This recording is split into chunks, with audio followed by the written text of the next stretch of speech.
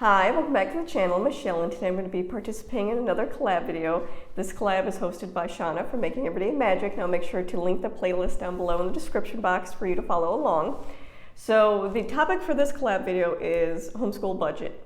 And I think this is a great topic to tackle in the homeschooling world and have some conversations about. So if you're new to my channel, I have a 10-year-old daughter in 4th grade, I have a 6-year-old daughter in 1st grade, I have a 3.5-year-old son who's just along for the ride, and this is our 2nd year of homeschooling. And with that being said, budgeting has always been a part of my adult life out of necessity.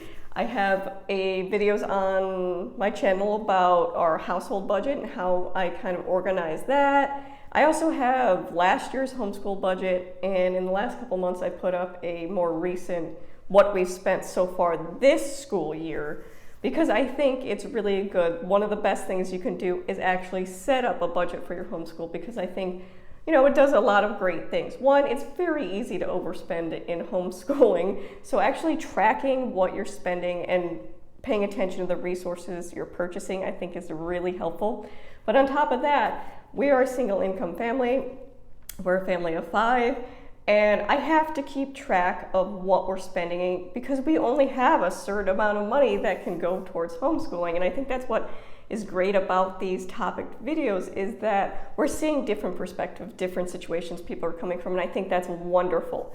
So how I'm going to do this video today is, first I'm going to share kind of how I budget, and then I'm going to actually do a screenshot of my Excel spreadsheet, because that's how I choose to budget, which is the first thing I'm going to talk about. So my means of budgeting is I use Excel, and I do this for all my budgeting. And if you watch my household budget video or last year's homeschooling video, I budget in many areas. So I have a Christmas budget, renovation budget, household budget, or everyday expenses, and a homeschool budget.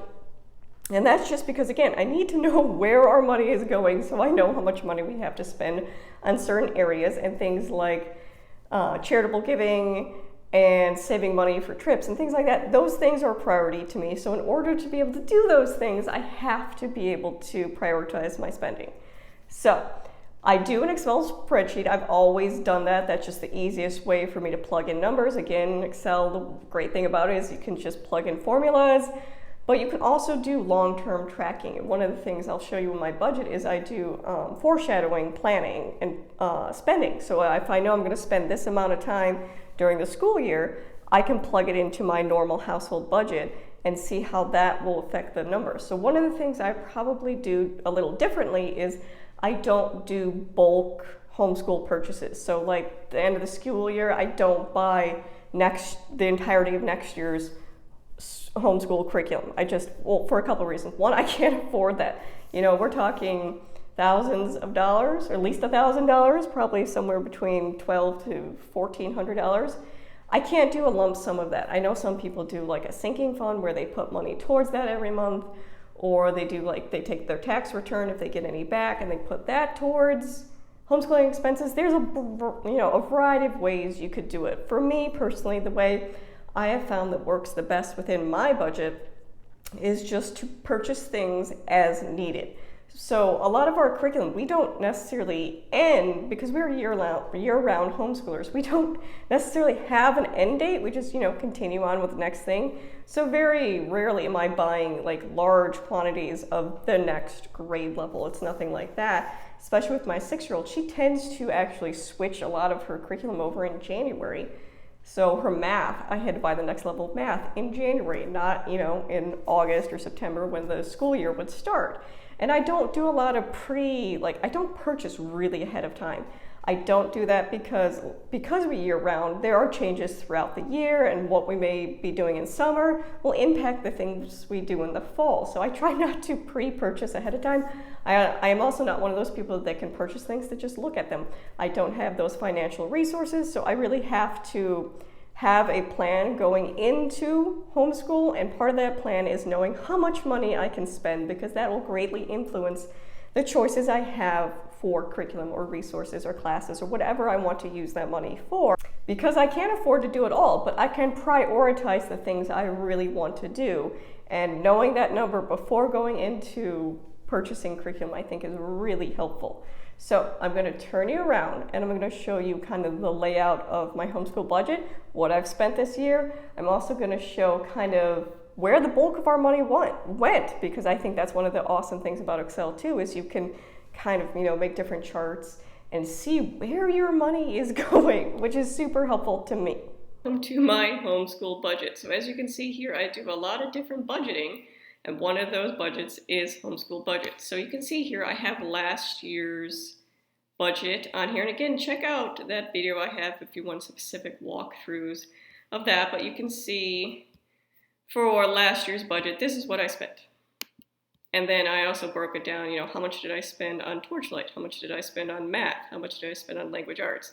Because I think it's helpful to see the breakdowns of those areas, especially since this was my first official year homeschooling both my kids entirely. I wanted to know how much money I was going to anticipate spending for the next year. So it does help you with that projectile spending, which as your kids get older, theoretically, the price could go up. So I want to be able to make those changes within my regular household monthly budget if necessary.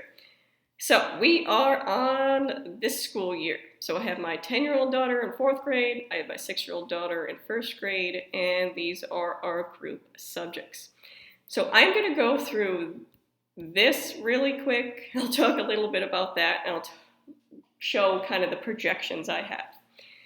So I do keep a detailed list of what I spend for 2 reasons. 1, I need to track my spending because we don't have an infinite amount of money to spend. And 2, for tax purposes, because in my state there are certain things that you can do for educational expenses. It has to be a consumable product, so it can't be anything like a textbook, but if it's something the student consumes, it is part of the taxes that we write off. So for my 4th grader this year, I bought All About Spelling 1 and 2. This IEW she did last summer into this year, or last year's fall. So she started 3rd grade, her summer of her 3rd grade year into 4th grade. She did IEW. As you can see, that is probably the most expensive curriculum I've purchased. Dimensions, we do Singapore Dimensions, so that was 3A and 3B, and again we do the textbook, the workbook, the teacher guide, and the test booklet. Lightning Literature, grade 4. Now this is just the student and teacher. This does not include the books. We do Michael Klein Thompson, the grammar level, and I did that last year. You can see I bought level 1. I bought this used off eBay, and I actually just put up a video on tips for budgeting or staying within your budget when homeschooling, so I will link that up above because I think that's really helpful, but one of those tips is obviously buying used. And so I was able to get most of level 1 from eBay for $75. It was missing the Mud Trilogy chapter books at the end, and it was missing building language, but besides that, it had everything else. So you can see I was able to get a good deal on that, but one of the things I had to buy this year was that Mud Trilogy set that comes at the end of that level. Word ladders, a multiplication workbook. This is just math fact practice for my 4th grader. And then you can see here the books for Lightning Literature. So this was just the teacher and student guides, but the books, I broke it down. So in Amazon, I got 1 book. The rest, I got thrift books. Again, buying used was really beneficial. I got 7 to 8 books for $49. They're only $3, $4, $5 a piece.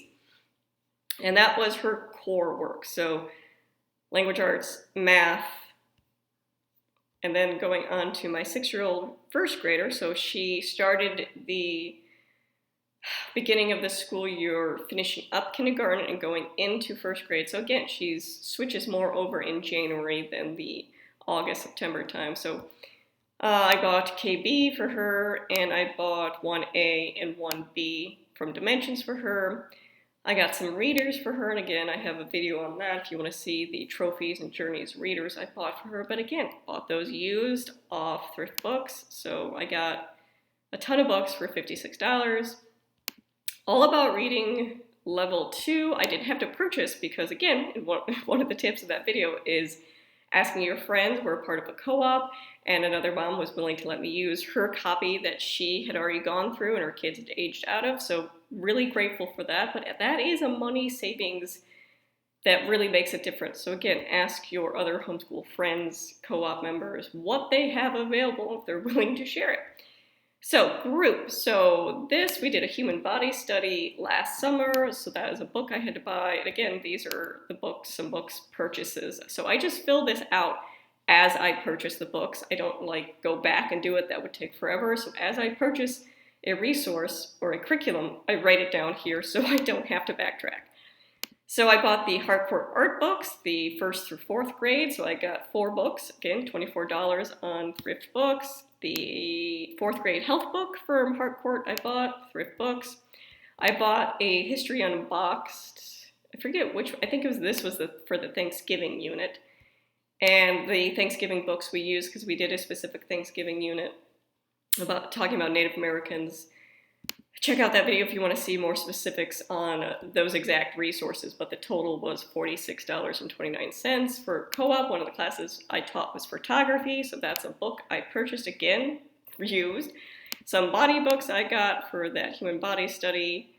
Something I bought ahead of time. Now, I don't often do this, but I did see a really good deal. So a textbook that I'm looking into using for middle school, I bought because it was really cheap, and it's the program I'm thinking about using, but I wanted to get it now because I've been watching the price again, knowing what you need ahead of time. That's one of the beneficial things is I knew I was on the lookout for a resource, so I can get it when it's at its lowest price, opposed to waiting till the very last second to get it. Sadler vocab, again, I got this used off Thrift Books. I think the first page had some writing in it, but the rest of the entire book was blank. I know you can get them off Rainbow Resources for like $16 new, but that's $10 savings just by making that choice to do used. This is the Shakespeare book I got for Torchlight, level 3. Again, a book for Torchlight, so these were resources I bought for Torchlight. Our history, we do Curiosity Chronicles, we did Early Modern 1 and 2, and I do the whole, audiobook, teacher guides, all that. It was a whole package, all that for $128. And then you can see here I have, this is what I've spent. And then I have a little to buy section. Because I have a to buy section, because we are year-round homeschoolers, there are certain things I anticipate we'll buy. So for example, my daughter will again be doing the next level of IEW. So whatever comes after this one, I know it'll be about $169 when we purchase it. So I write that in there because I know that's coming up, and I'll show you where that comes up in the budget later as well. But for summer, so some summer things I'm looking at. So art, I'm looking at different art programs, projected spending for that. Foreign language, I've already bought what we'll be using. So my 6-year-old wants to do Spanish, my 10-year-old wants to do French. We already have the resources for Spanish, as you can see, it's probably somewhere over here. We did Song School Spanish, so that's what she'll be doing, and I'll be sharing what we'll be doing for French with my oldest. But again, bought the curriculum used. Financial literacy is something I want to cover this summer, and it's something we covered last summer. I'm debating whether or not to use the resource I used last year, which was free, or I was looking into the even more financial literacy. So this is a maybe, but I did want to put the projected number down so I can do that foreshadow spending, as I'll talk about again. And this is what we spent on just to buy the curriculum for Torchlight Level 3, not any of the books or things that go with it. So again, just line item. Thing I love about Excel is you can see here, the line. This is everything I've spent for the 2022-2023 school year right here. And this right here shows you with those summer purchases I plan on buying, IEW, an art program. If I plan on doing any financial literacy, I'd spend an additional $240. So that would actually give me a total spending of that if I purchased everything on that to buy list. This would be what I spent for this year. And this does not include things like subscription boxes or extracurricular activities. So for that, I do write the subscription boxes down. So Kiwi, we get a Kiwi, Panda, and my daughter gets the art crate from Kiwi. And those are all gifts from family members. So those don't actually go into my budgeting because we're lucky enough that family members are willing to share those things with us. But we did have a Generation Genius that was also a gift, but I wanted to estimate that for 3 months it was $104. So once those subscription boxes end, because usually family members I think do them for about 6 months because it goes into the kids' birthday gifts. After that, then we don't renew it. I don't really do subscription boxes a lot, besides Little Justice Leaders, which you can see on my videos, why I love those one, but subscription boxes is something that I think just tends to pile up and we don't actually do, so I'm not wasting my money on it. So I did break it down into different categories for how much we spent, because I think visually that is helpful to me. That's how I work. So we have group subjects. So for Torchlight, which encompasses our read alouds, the theme for this year was inquiry and innovation. So all those things that go into Torchlight was $68. History, we spent $128, and that was Curiosity Chronicles. Science was $25.76. Now our main core that we use for science is Core Knowledge, which is completely free, but these were additional books that I spent. So by organizing in this way, I can see how much I spent on group subjects this school year. Same with 4th grade. So 4th grade language arts, so IEW, Lightning Lit, all about spelling. I spent $476. Math, Singapore Dimensions was $76. So I can tell here for 4th grade core subjects, I spent $553. Then going over to my K through 1st grader, this is what I spent on language arts for this year. This is what I spent on math. Again, she did dimensions, and this was just, now we do core knowledge, language arts with my 6-year-old. So that is free, quality resource, highly recommended. But I did buy additional readers for her, and that's what that number represents. And I will make little notes on here because I will forget what those numbers all entail unless I want to go back and look at all the individual things. And the nice thing is with Excel, you can just, add specific, so I know this was part of that, this was part of that, so I can add that. So you can see here, I made a little pie graph because yes, I love Excel, I love color coding, that's just the type of person I am. So you can see the bulk, and it's color coded here, so group would be here, 4th grade would be here, and K in 1st grade this year would be here. So you can see the majority of my resources and spending went to my oldest, which I think makes a lot of sense because 1, she's in an older grade, she's gonna have more subjects, and 2, a lot of the things that are bought for my oldest are handed down then to my youngest daughter. For example, my oldest did All About Reading Level 1, that was handed down to my youngest. So that's a cost savings too, and that's something I look at curriculums. Is this something that can be handed down, especially when it's at a higher price point? And then this is the group subject. So this gives me an idea that for 4th grade, 61% of my budget for this year, 61% of what I spent went towards my oldest. And for group subjects, 22% of that went towards group subjects. 17% went towards my youngest daughter. So that shows me and helps me project spending for the next year. So I know I will most likely, my oldest will have the largest amount of spent in there. Now, I don't include things for electives. So for example, my oldest does horseback riding lessons, and that's $168 a month. I do not include that in our homeschool budget because that is in our household budget. That is something she chose to do before homeschooling, so it's something she continues to do. It's not part of homeschooling for us. Same with my 6-year-old. The only limitations I put on my kids is they're allowed 1 activity either per session or per year. I'm not doing multiple activities. I'm not driving around. I'm not doing that. They get 1 thing. So my youngest 6-year-old will often switch from gymnastics to dance to cheer, whatever, but it's just 1 thing she chooses. And then my 3.5-year-old son, his activity is we just go to the library program for preschools at our local library, which is completely free. Highly recommend libraries. That's his specific activity for him. But that's kind of how I handle the budget. And that shows you where my money went this year. This is really helpful. So when I'm looking at next year, so for example, we're switching up history next year. We're not doing Curiosity Chronicles next year. But I wanted to, while looking at other programs, I wanted an idea of what I usually spend on that. So this gave me a basis to work off.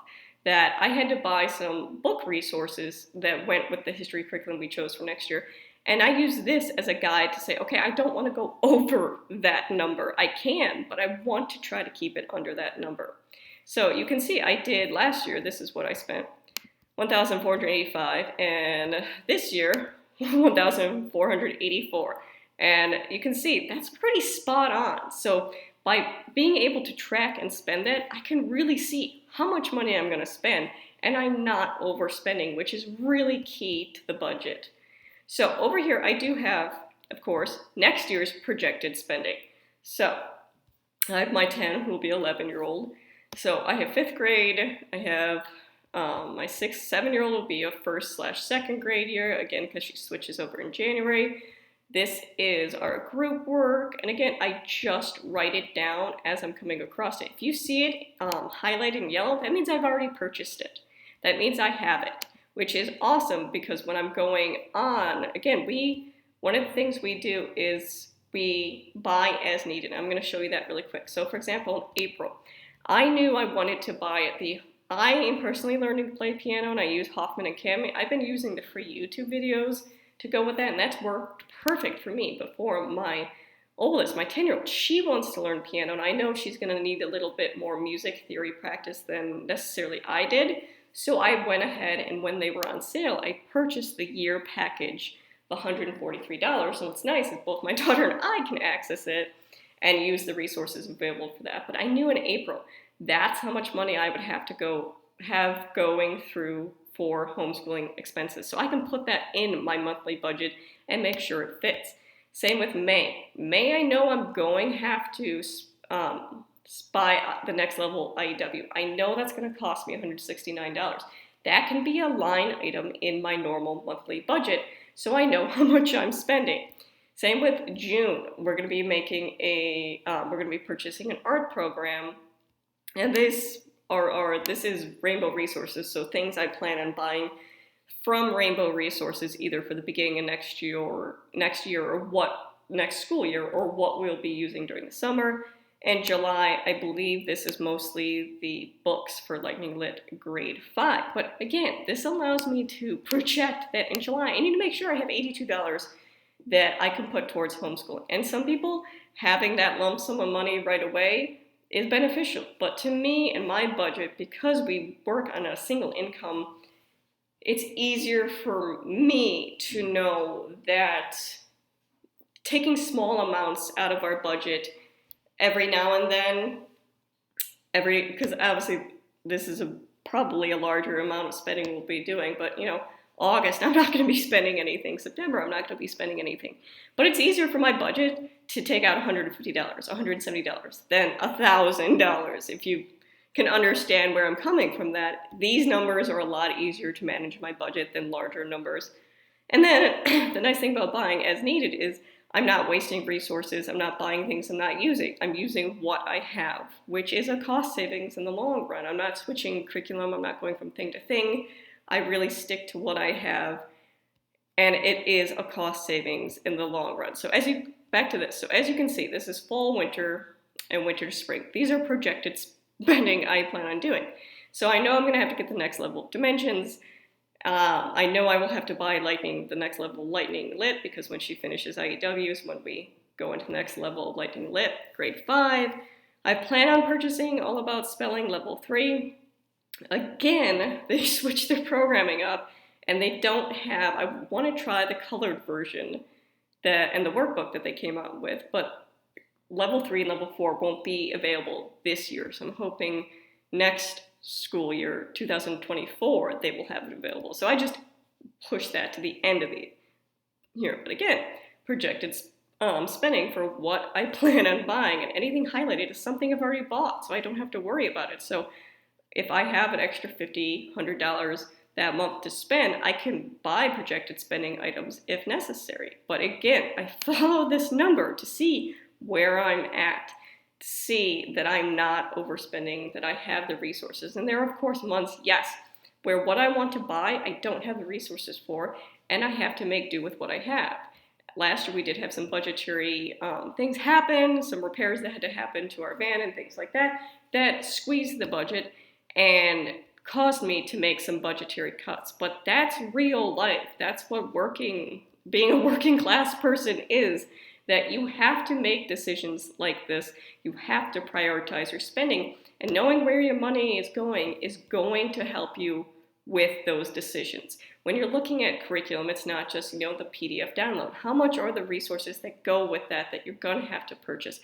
How much is that going to be? Are they available at the library? So those types of questions help you budget, help you understand where your money is going and how to prioritize your budget. So that is my budget. That is my budget for this school year, what I project to spend in the summer, some projections of next year as well. I hope that was helpful. If you have any specific questions, leave them in the comments below. If not, thank you for watching.